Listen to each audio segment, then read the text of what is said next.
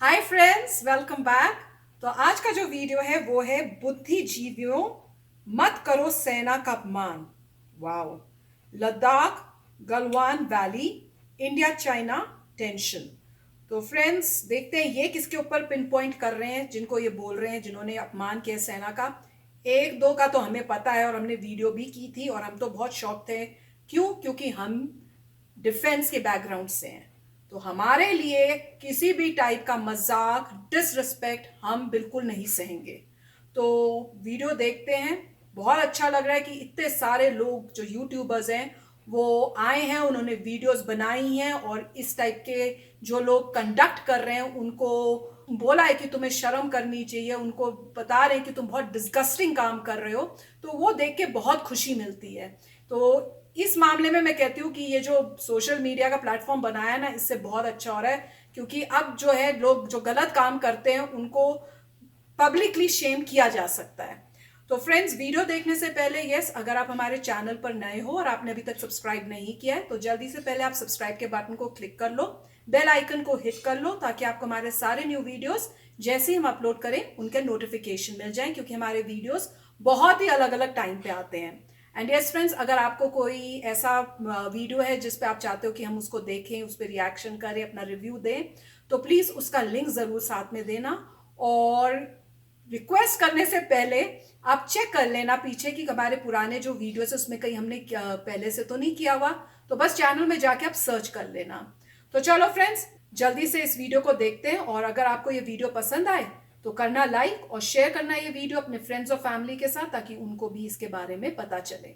तो चलो अब देखते हैं आज का ये वीडियो। ये बात हम 4 सालों से कह रहे हैं। मैं एक बार फिर से दोहराना चाहूंगा कि इस देश में बहुत से लोग हैं जो मोदी का विरोध करते करते कब देश का विरोध करने लगते हैं पता ही नहीं चलता। लद्दाख की गलवान घाटी में चीनी सैनिकों के धोखे के कारण हमारे 20 फौजी शहीद हो गए। बदले में हमने भी उनके 40 से ज्यादा फौजी मार दिए।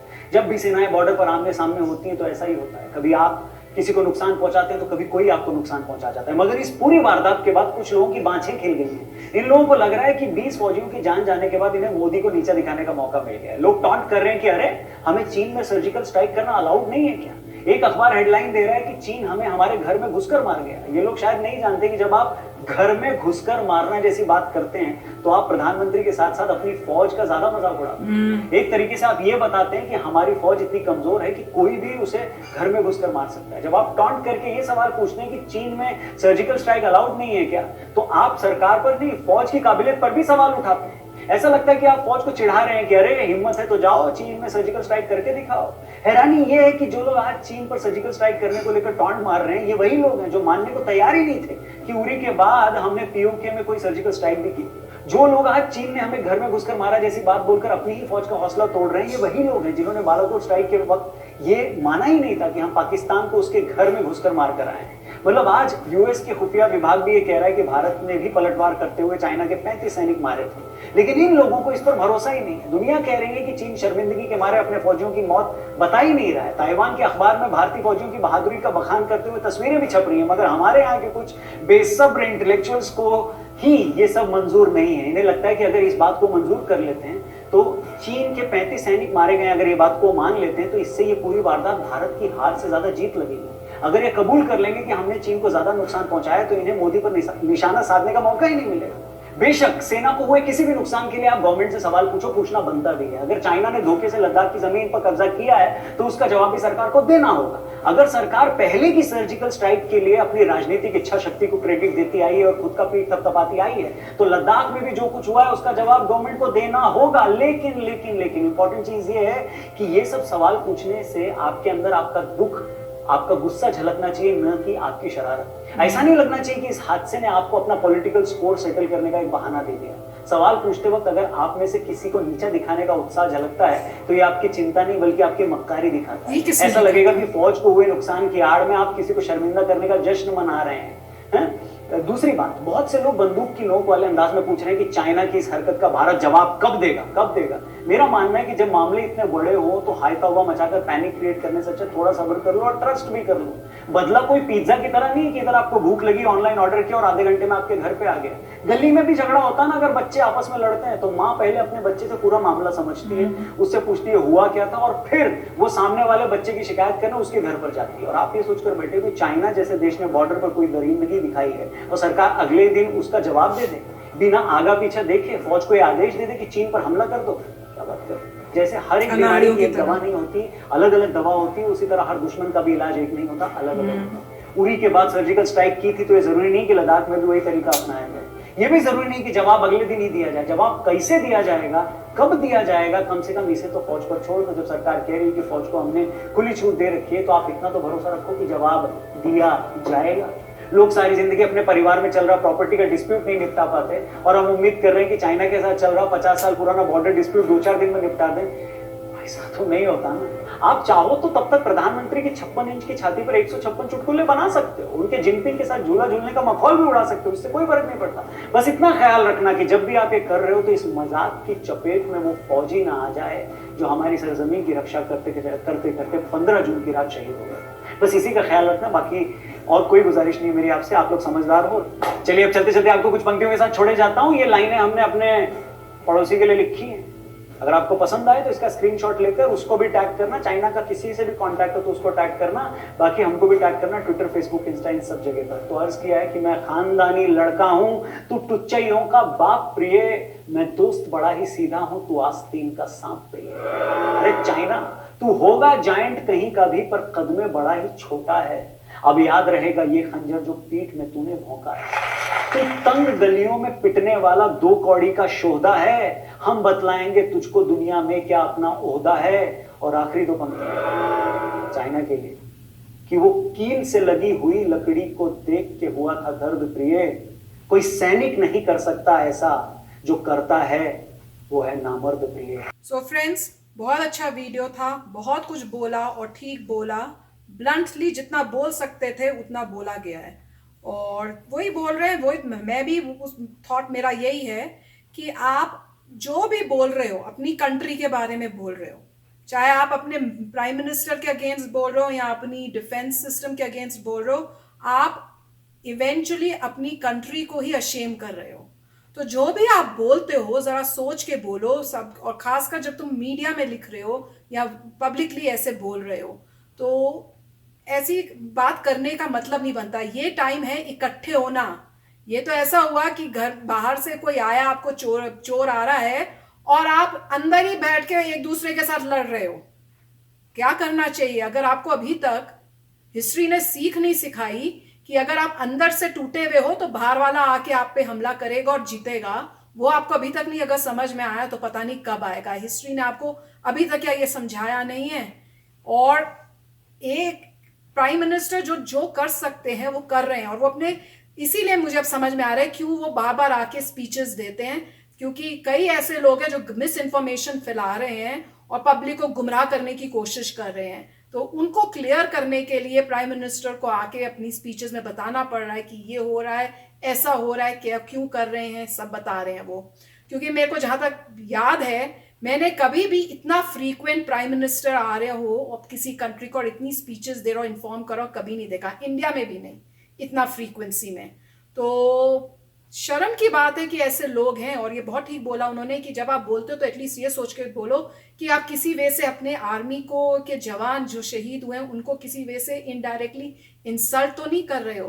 तो बहुत अच्छा बोला। और ऐसे लोगों को तो डेफिनेटली बताना चाहिए कि जो आप कर रहे हो वो टोटली रॉन्ग है और अनएक्सेप्टेबल है।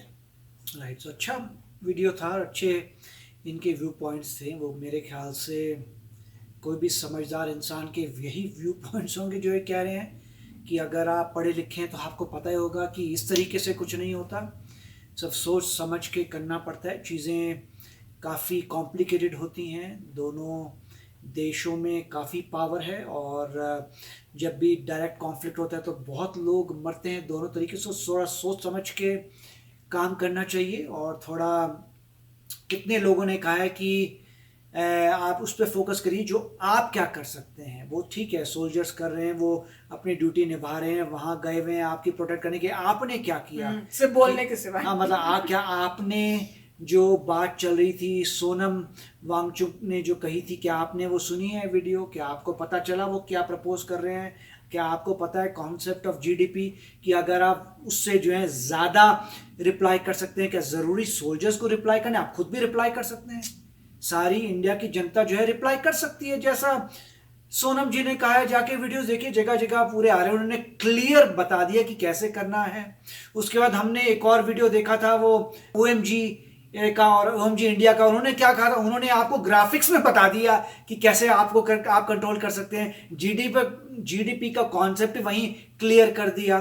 तो कितने सारे सोशल मीडिया लोगों ने बोला है कि आप, जैसे यहाँ पे JFK ने भी कहा था, ये मत पूछिए कंट्री आपके लिए क्या कर सकती है, आप बताइए आप क्या कर सकते हैं कंट्री के लिए। 24 घंटे ही पूछते हैं कंट्री मेरे लिए क्या करेगी। क्वेश्चन रियली ये JFK ने यही कहा था कि तुम क्या करोगे कंट्री के लिए, ये बताओ। और क्या किया अभी तक? वही ना। तो इसीलिए जो है पॉइंट ये है कि बहुत तरीके हैं कंट्री के लिए करने के लिए। आप चाहें तो आपके हाथ में है, आप किस तरीके से सॉफ्टवेयर और हार्डवेयर को टैकल करते हैं। सोनम जी का देखिए वीडियो, और हमारे भी कितने सारे वीडियो हमने लगाए हैं। पॉइंट वही है कि आप जो कर सकते हैं वो जो है रूट को समाप्त कर देगा। वो सबसे महान वही है, वो जड़ को जो है सीधा कर देगा। जो जड़ उखाड़, जिसके पास इतना पैसा है वो, उसके उतना पैसा होगा ही नहीं इन कामों के लिए। और वही जो है वो कहेगा यार इतना पैसा है ही नहीं तो मैं क्या करूं। तो अल्टीमेटली यही है, जब भारत का GDP ऊपर उठेगा, इंसान जो है अपने लोकल चीज़ें खरीदेगा, अपने मैन्युफैक्चरर्स को मौका देगा अच्छा करने के लिए, और दूसरी कंट्री का सामान नहीं यूज करेगा। तब देखिए क्या फर्क आता है। और जो आप कर सकते हैं आप करिए, वही सबसे इंपॉर्टेंट है। मैं तो इसी पे फोकस करता हूँ। और हमारे भी नॉर्मली, क्योंकि हम अमेरिका में रहते हैं, तो अमेरिका तो बहुत पहले से ये कर रहा है। अमेरिका के लोग बहुत पहले से ये कर रहे हैं। सिर्फ फर्क ये होता है कि कंपनी अमेरिकन होती है मगर बनवाती वहां पे, वो दूसरी बात है। एक है कि कंपनी अमेरिकन है, बनवा रही है वहां, मगर जो पैसा आ रहा है अमेरिकन कंपनी के पास आ रहा है। वो एक कॉन्सेप्ट है। वहां पे कॉन्सेप्ट हो रहा है कि उस कंट्री की कंपनी बना रही है और बेच रही है, और पैसा उस कंट्री की कंपनी को जा रहा है। वो दूसरी बात है। वैसा यहां पे अमेरिका में नहीं होता ही नहीं। गवर्नमेंट ने इतने रोक लगा रखे हैं कि पॉसिबल ही नहीं है कि वहां की कंपनी जो है इतने यहां नहीं होता। ये होता है अमेरिकन कंपनी वहां बनाती है, पैसा अमेरिकन कंपनी को ही जाता है। तो नॉर्मली आप अगर रिटेलर्स के पास जाते हैं, डिफरेंट शॉप्स में जाते हैं, तो उनमें कंट्रोल किया हुआ है कि इसी तरीके से जिंदगी जिएगी, प्रमोट हो यहाँ के लोग। तो वही मेरे ख्याल से क्रांति जो है इंडिया में अब आएगी और आ रही है। और मेरे को तो यही लगता है कि यही सोचिए कि आप क्या कर सकते हैं। बिल्कुल। और बहुत अच्छा बोला इन्होंने। जब कोई ऐसा लिखे ना तो उन्हें बोलो आपने क्या किया, क्या आप इस लड़ाई में शामिल हो जो कह रहा है मेक इन इंडिया ही लो। आप बताओ आपने उसमें क्या पार्टिसिपेशन दी, क्या आपने उसे प्रमोट किया, क्या आप उसके बारे में ट्वीट करके सपोर्ट कर रहे हो। अगर आप वो ही नहीं कर सकते तो आपको बोलने का कोई हक ही नहीं बनता। तो फ्रेंड्स, बहुत ही अच्छा था ये सुन के, पता चल रहा है, बहुत खुशी मिल रही है मुझे कि इतने सारे जो यूट्यूब वाले हमारी तरह ऐसे वीडियोस करके अवेयरनेस फैला रहे हैं। और आपका ये है कि आप भी अवेयरनेस फैलाओ, ऐसी वीडियोस को जहाँ तक हो सके उनको शेयर करो, ताकि सबको पता चले इंडिया में कि क्या करेक्ट है क्या नहीं करेक्ट है। तो हेल्प तो मिलती है जब आप इंफॉर्मेशन, आपको जब आप देखोगे तो आपको समझ आएगी। हर तरीके से बताया जा रहा है। जैसे ये बता रहे थे कि OMG का हमने किया, बहुत ही सुंदर वे से उन्होंने ये सब एक्सप्लेन किया था। तो चलो फ्रेंड्स, चलते हैं, मिलेंगे नेक्स्ट वीडियो में जल्दी। Till then take care and bye bye. तो अगर आप मेरे इस चैनल पे नए हो तो जल्दी से सब्सक्राइब के बटन को हिट करो और बेल आइकन को क्लिक करो, ताकि आपको मेरा जब नया वीडियो मैं लगाऊं आपको उसके बारे में जल्दी से पता चल जाए।